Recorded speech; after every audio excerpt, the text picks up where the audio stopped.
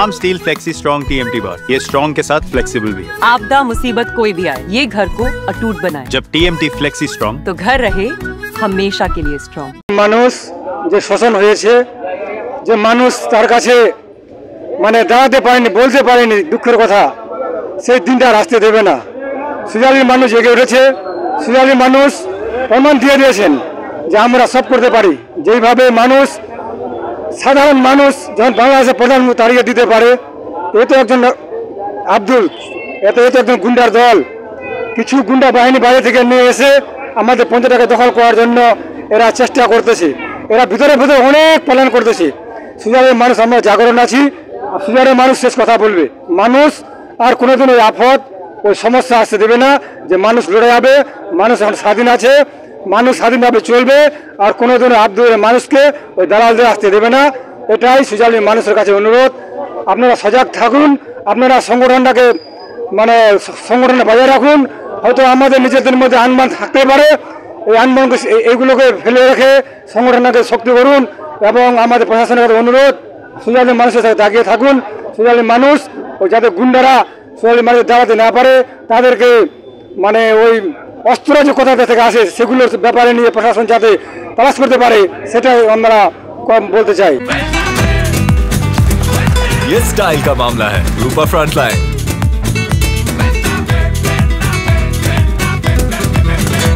বিষয়টা হচ্ছে দেখেন, ওর কাছে কিছু নাই, ওর কোনো হাতেই কাজ করছে না একমাত্র অজুহাত ছাড়া। তো অজুহাত দিয়ে ওর সংগঠন রাখার চেষ্টা করছে।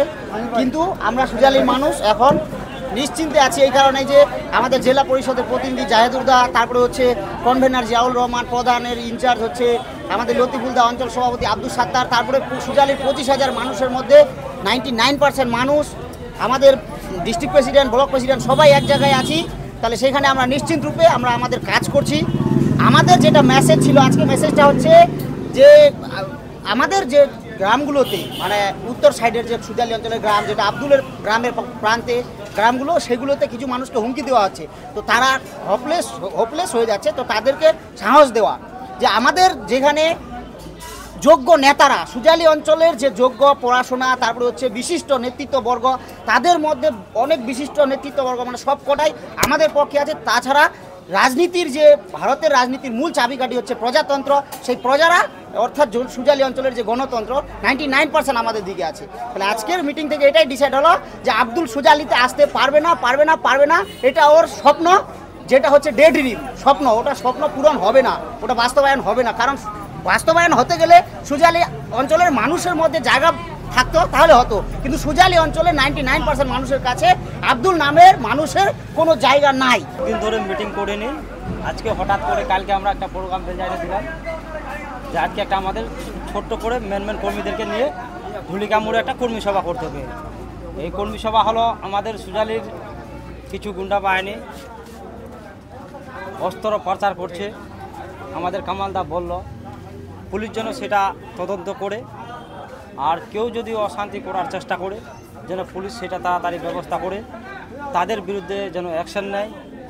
এটার জন্য আজকে আমাদের কর্মী সভা। কত লোকের জমায়েত হয়েছিল?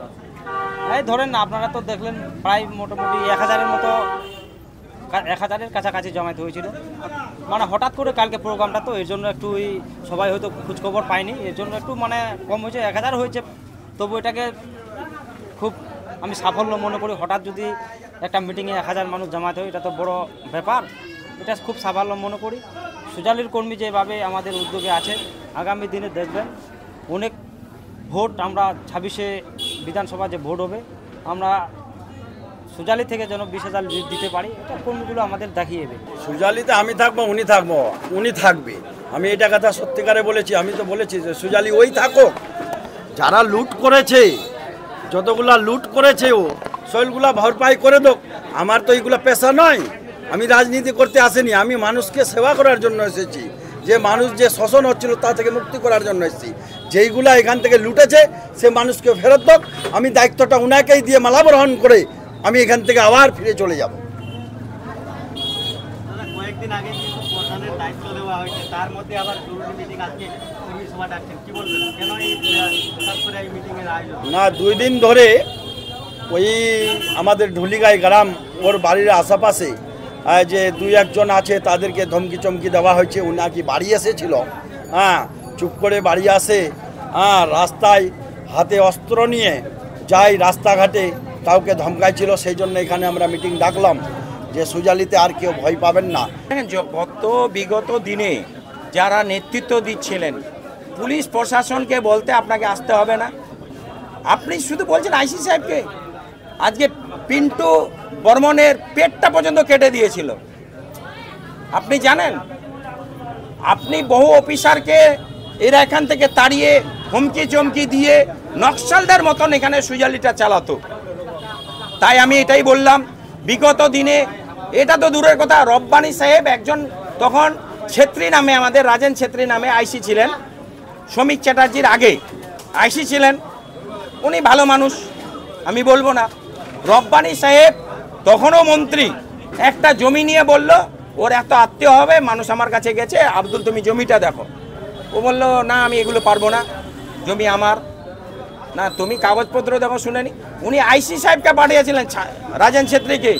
রাজেন ছেত্রী পর্যন্ত উনি হুমকি দিয়েছিলেন যে সুজালি আসলে আমাকে জিজ্ঞাসা করে আসতে হবে।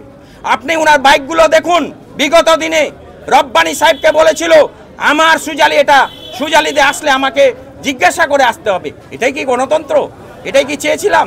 আমি বলতে চাইছি, যারা সুজালিকে অশান্তি করতে চাইবে, আমাদের সুজালির জনগণ, বর্তমান পুলিশ প্রশাসন কাউকে ছেড়ে কথা বলবে না, সে কেউ দলের হোক। আমরা শান্তির পক্ষে, উন্নয়নের পক্ষে, মমতা বন্দ্যোপাধ্যায়ের দিকে আমরা দল করি। আমরা এটাই বললাম, যারা বিভ্রান্তি করছে যে তারা নাকি কোনো জায়গায় গন্ডগোল করার চেষ্টা করছে, পরিকল্পনা করছে, সেই কথাটা হয়তো আমাদের কাছে কোনো ইঙ্গিত এগেলে থেকে এসেছে। আমরা সেইভাবে আমাদের কর্মীগুলো আমাদের বারবার দুদিন ধরে আব্দুল সত্তার আমাকে বিভিন্ন নেতৃত্বতে বলছে তারা নাকি গন্ডগোল করার জন্য কিছু বিহারের মানুষকে নিয়ে এসে বিভিন্ন জায়গায় আমাদের বর্ডার বাদ দিয়ে বিভিন্ন বর্ডারে রেখে দিয়েছে, রাত্রে ঘোরাফেরা করছে, মানুষের নজরে পড়ে। এই জন্য আমরা বলছি গন্ডগোলে যাবে না, পুলিশ প্রশাসনের ভরসা রাখুন, পুলিশ প্রশাসনে ফোন করবেন। তাই আমরা আজকে কর্মীদের বলছিলাম আপনারা ভীত হবেন না, আপনারা ময়দান ছাড়বেন না, লড়াইতে আমরা আছি, থাকবো, চলছি।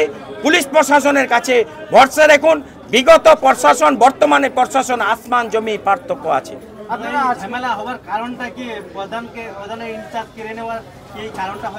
দেন কেড়ে কেউ নিতে পারবে না। উগ্রবাদীদের, সন্ত্রাসীদের, সমাজ বিরোধীদের কাজ কি হয়? কোনখানে যে একটা বম ফেঁকে দেবে, অশান্তি করে দিল, কাউকে একটা ফায়ারিং করে দেবে, অশান্তি করে দিল। তাদের এইটা একটা পরিকল্পনা করছে এলাকায় অশান্তি করার জন্য, মানুষকে ভয় দেখার জন্য।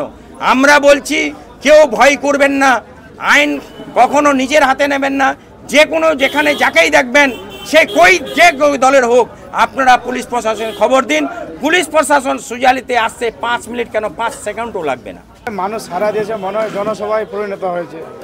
একটা কয়েকদিন ধরে গুঞ্জন ছড়াচ্ছে যে আব্দুল নাকি কামব্যাক হচ্ছে। তো আমরা বলছি আব্দুল কামব্যাক সেদিনই হবে যতদিন পর্যন্ত না আব্দুল এবং নুরি বেগম 12 বছরের মানুষকে যে লুটেছে, 12 বছরের যে লুট যতক্ষণ পর্যন্ত ফেরত না দিচ্ছে, ততদিন পর্যন্ত আব্দুল আর নুরি সুজালি কেন ইসলামপুর বা চোপড়া বলুন মাটিতে ঢুকতে পারবে না।